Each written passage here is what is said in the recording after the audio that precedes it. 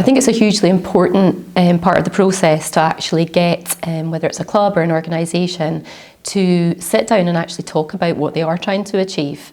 Traditionally, if you ask a sports club or someone involved in sport, why do you do what you do? They will talk about because I love hockey or because I love rugby, and actually what we're trying to do is get to the core of that and get them to think about what role they actually play in their communities. And actually, if you were a club, you could be the anchor of that community that brings together communities and has a shared space or a safe space. It could be that the club's activities are actually providing mental health support through the simple acts of routine, opportunities to be active, opportunities to connect. So I think clubs analysing or spending time discussing what their core purpose is, what their why is hugely important to be able to actually intentionally deliver sporting and social outcomes at the same time. I think by connecting to your purpose, you're more likely to have an authentic programme.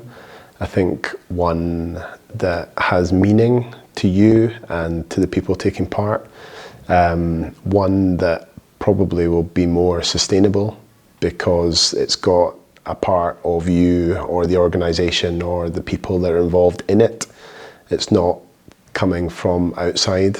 It's part of you exists in the programme.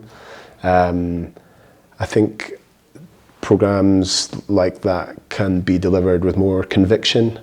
I think when people are rooted or have a deeper attachment to meaning, things just come more easily. There's no artificial, it's more authentic. That's my feeling.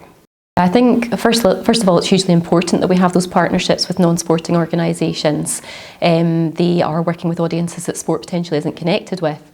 But in order to do that partnership working, we need to find that common ground, and we need to establish what their priorities and their outcomes are, and understand what our vision is and what outcomes we can potentially have that are aligned. And once we've found that middle ground, it's easier to actually look at how we can work together. And that normally involves a wider outcome such as mental health, social isolation, skills development for young people. So being able to actually establish those common outcomes is a hugely important part of being able to start any work together.